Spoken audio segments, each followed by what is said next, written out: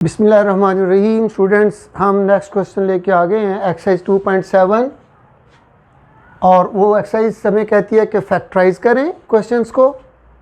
और उसके question number 1 का पार्ट 1 लेते हैं और वेरी बेसिक्स ऑफ फैक्टराइजेशन से हम शुरू करेंगे।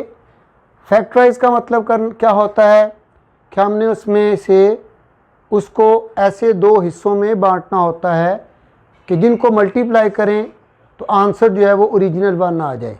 इसको अगर मैं सिंपल वर्ड्स में लूँ तो जैसे अगर मेरे को कहता है कि 6 को फैक्टराइज करें तो 6 को फैक्टराइज करने का मतलब क्या है कि 3 × 2 6। ओके, तो इसके फैक्टर्स बन गए 3 और 2। अगेन मैं एक और फैक्टर लेता हूँ। अब मेरे को कहता है 15 को फैक्टराइज करो तो हमारे आ जाते हैं 3 और 5। अब इसको अगर मैं और थोड़ा सा डिटेल के साथ करना चाहूँ ताकि मैं इसको यहाँ पे भी इम्प्लीमेंट कर सकूँ तो हम कहेंगे कि जनाब 6 को जब हमने 3 से डिवाइड किया तो आंसर आया 2। तो हम 6 के इसीलिए हम क्या कहते हैं कि इस 3 को बाहर ले आएं और हमारा आंसर हो जाएगा 3 इन ब्रैकेट 2 और ब्रैकेट कहती है मल्टीप्लाई। इसी तरीके से अगर हम 15 को फैक्टराइज करना चाहते हैं तो हम कहेंगे कि 15 को अगर हम डिवाइड करते हैं 5 से तो हमारे पास इस 5 को हम बाहर भी लिख लेते हैं और 5 को डिवाइड करते हैं तो 5 3 × 15 होता है। तो इसके फैक्टर्स बन जाएंगे 5 और 3। तो बात करने का मकसद ये है कि 6 के फैक्टर्स क्या हैं कि 6 को अगर 3 से डिवाइड करते हैं तो 3 2 × 6 होता है। तो फैक्टर्स बन जाएंगे 3 और 2। 15 के फैक्टर बन जाएंगे 5 और 3। तो बिल्कुल सेम मेथड, यही इसी किस्म का एक मेथड जो है वो हम यूज़ करेंगे। किस तरीके से कि मैं अब यहाँ पे इसको फाइनल फॉर्म में लिख के आपको दिखा देता हूँ कि अगर हमें को कहता है कि 6 के फैक्टर बनाएं तो हम बना देंगे 3 ब्रैकेट 2 और अगर मेरे को कहता है 15 के फैक्टर्स बनाएं तो हम बना देते हैं 3 5 ब्रैकेट 3। तो बिल्कुल इसी तरीके से इसी मेथड को इम्प्लीमेंट करते हुए हम फैक्टराइज करेंगे इन क्वेश्चंस को। तो लेकिन डिफरेंस क्या है कि यहाँ पर एक नंबर था और यहाँ पे 2 डिफरेंट वैल्यूज़ हैं और जब हमारे पास 2 डिफरेंट वैल्यूज़ हों और उनको फैक्टराइज करने के लिए कहा जाए तो हम क्या करेंगे, उसके लिए भी पहले हम एक कॉमन एग्जांपल को अंडरस्टैंड करते हैं। जी, तो सपोज़ अगर हमें को कहता है कि 12 और 15 को फैक्टराइज करें तो अब दोनों को जब इकट्ठा फैक्टराइज करना है तो हमें ऐसा नंबर ढूंढना है जो इन दोनों को डिवाइड करता हो। तो ये 15 भी और 12 भी दोनों 3 से डिवाइड होते हैं। तो 12 को करेंगे तो 3 4 × 12 और 5 को करेंगे तो 3 5 × 15। तो जी हाँ, तो 12 + 15 फैक्टराइज हो चुका है 3 × 4 + 5 में। क्या किया हमने 12 और 15 को एक ऐसे नंबर से डिवाइड किया जो दोनों को डिवाइड करता हो। अलग अलग नंबर्स नहीं लेने, सेम नंबर लेना है हमने। तो इसी मेथड को इम्प्लीमेंट करेंगे अब इस क्वेश्चन के ऊपर। जी, तो हमारे पास क्वेश्चन है 16xy - 14yz और हमने इनको डिवाइड करना है एक ऐसे नंबर के साथ जो दोनों को डिवाइड करता हो। तो उसके लिए नॉर्मली हम HCF का वर्ड यूज़ करते हैं कि हाईएस्ट कॉमन फैक्टर के साथ हमने इसको डिवाइड करना होता है। और उसका मेथड मैं पहले इसमें डिवीजन वाला मेथड यूज़ करके इस क्वेश्चन को करूँगा और फिर इसी क्वेश्चन को बगैर डिवीजन वाले मेथड के करूँगा। तो पहले हम देखते हैं डिवीजन वाले मेथड के साथ। तो हमने इस क्वेश्चन को दोबारा लिख लेना है 16xy - 14yz और देखना है कि 16 और 14 दोनों किस नंबर से डिवाइड होते हैं। याद रखिएगा दोनों नंबर्स को देखना है। अगर हम 7 से करते हैं तो 14 हो जाता है लेकिन 16 नहीं होता डिवाइड। 4 के टेबल में 16 तो आता है, 14 नहीं आता, लेकिन 2 के टेबल में 16 भी आता है, 2 के टेबल में 14 भी आता है। तो 2 को हम सेलेक्ट कर लेंगे।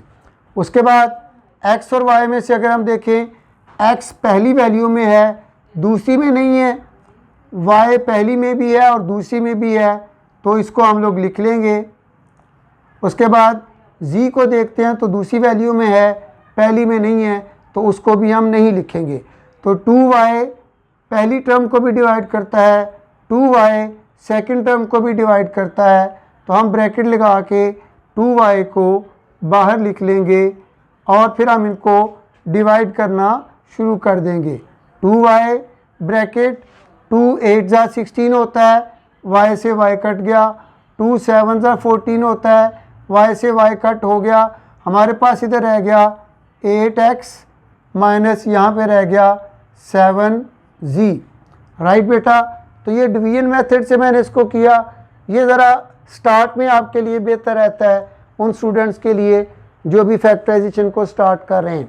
जैसे जैसे आप प्रैक्टिस कर लेंगे तो फिर आप इस तरह से डायरेक्टली भी कर पाएंगे कि हमारे पास लिखा हुआ हो 6xy माइनस 14z, तो बच्चे बड़ी आसानी के साथ पहचान जाते हैं कि ये दोनों 2 से डिवाइड होते हैं, तो 2 बाहर लिख लिया, y दोनों में है तो y को भी बाहर लिख लिया, 2 के साथ डिवाइड किया तो 2 8 जा 16, तो यहाँ पे रह गया 8x, 2 के साथ इसको डिवाइड किया तो 2 7 जा 14, y भी बाहर आ चुका है, अंदर आ चुका है z। तो इस तरीके से ये एक डायरेक्ट मेथड है फैक्टराइज करने का, और ये एक डिवीजन वाला मेथड है स्टार्ट वाले बच्चों के लिए। मैं प्रेफर करूँगा स्टार्ट में बच्चों के लिए कि वो इसी मेथड को यूज़ करें। तरफ एक्सरसाइज 2.7 क्वेश्चन नंबर 1 पार्ट 2 हम सॉल्व करने के लिए जा रहे हैं।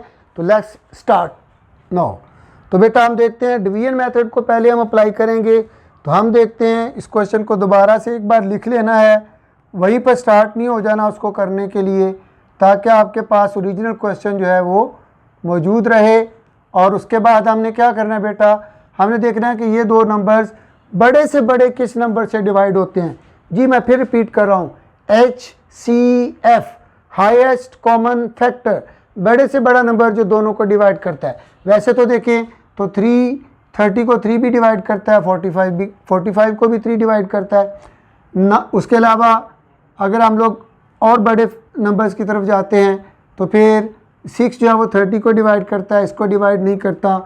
आगे चलते हैं 9 पे, तो 9 30 को डिवाइड करता है, 45 को डिवाइड नहीं करता। तो हमारे सामने जो चीज़ आ रही है वो ये कि 15 को अगर हम लोग 5 को लेते हैं तो 5 भी 30 को भी डिवाइड करता है और 45 को भी डिवाइड करता है। 3 भी डिवाइड कर रहा है दोनों को, 5 भी कर रहा है दोनों को, और उसके बाद 15 भी कर रहा है दोनों को। ओके, तो हमने बड़े से बड़ा नंबर चूँकि लेना है इसलिए 15। उसके बाद x इधर भी है, x इधर भी है। जब दोनों तरफ हो तो याद रखिएगा कॉमन किसको लेना है, जिसकी पावर छोटी हो। जी बिल्कुल याद रखना है, जब दोनों तरफ x हो, दोनों तरफ एक वैल्यू हो, तो कॉमन किसको लेना है, जिसकी पावर छोटी हो। इधर x की पावर 4 है, इधर x की पावर 2 है, तो हम कॉमन लेंगे x2 को दोनों तरफ। उसके बाद y इधर है, इधर नहीं है, तो उसको हम लोग कॉमन नहीं ले सकते। जी बेटा, तो आगे हम चलते हैं। अब इसको इसी जो नंबर हमारे पास 15x2 है इसको बाहर भी लिख लेंगे, और उसके बाद 15 2 30, x2 से x4 को कट करेंगे तो हमारे पास रह जाएगा x2। 15 3 45, x2 से x2 कटा तो कुछ भी नहीं बचा। जी नेक्स्ट हमारे पास आ गया 15x2 ब्रैकेट, ऊपर क्या रह चुका है 2x2 माइनस यहाँ पे क्या रह चुका है 3y। तो ये डिवीजन वाला मेथड था। डायरेक्ट मेथड से भी अगर कोई स्टूडेंट करना चाहे तो अगेन मैं उसको रिपीट कर देता हूँ, 30x4 माइनस 45 x2y। हम देखते हैं दोनों 15 से डिवाइड होते हैं और x2 दोनों में से कॉमन है, और बाकी 15 से 30 को डिवाइड किया तो 2, x4 में से x2 आ गए तो बाकी x2 रह गए। 15 से 45 को डिवाइड किया तो 3, x2 बाहर आ गया, अंदर रह गया y, और इस तरह से ये फैक्टराइज हो गया है। हमारा ये क्वेश्चन कंप्लीट हो चुका है। आई होप सो कि ये मेथड आपको स्टार्ट वाले बच्चों को मैं फिर कहूँगा इजी रहेगा। ऐसा ना हो कि आप इस पे जाएं और फिर कभी 5 से कर रहे हों और कभी 3 से कर रहे हों और एट द एंड आप कंफ्यूज हों कि आपने किस पे करना है। जी तो बेटा एक्सरसाइज 2.7 क्वेश्चन नंबर 1 का पार्ट 4 हमने ले लिया और इसमें हम क्या देख रहे हैं कि 1, 2 और 3 टर्म्स इसके अंदर मौजूद हैं। हम कह सकते हैं ये ट्राइनोमियल एक्सप्रेशन है, 3 रकमों वाला जुमला है और इसको भी फैक्टराइज करने के लिए दिया जाएगा। तो सबसे पहले हम उसमें कॉमन लेने के बारे में ही सोचेंगे। तो कॉमन लेने के लिए मैंने डिवीजन मेथड अप्लाई किया। पहले 2 वैल्यूज़ थी, अब 3 है, तो हम तीनों में चेक करेंगे कि ये तीनों वैल्यूज़ किसी एक नंबर से डिवाइड होती हों। तो पहले हम इनको अगेन लिख लेते हैं ताकि हम अगले स्टेप में इसको आसानी से कर सकें। अब हम देखते हैं 7, 14 और 21 तीनों जो हैं वो 7 से डिवाइड होते हैं, तो ये भी 7 से डिवाइड होता है, 14 भी और 21 भी। उसके बाद x इधर भी है, इधर भी है और इधर भी है। लेकिन हम क्या देखते हैं कि सबसे छोटी वैल्यू वाला x ये है, तो हम x को कॉमन लेंगे तीनों में।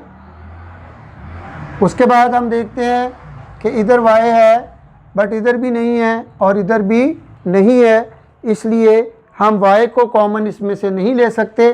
तो इस वजह से हम 7x को बाहर लिखते हैं और इसकी कैंसलेशन शुरू करते हैं।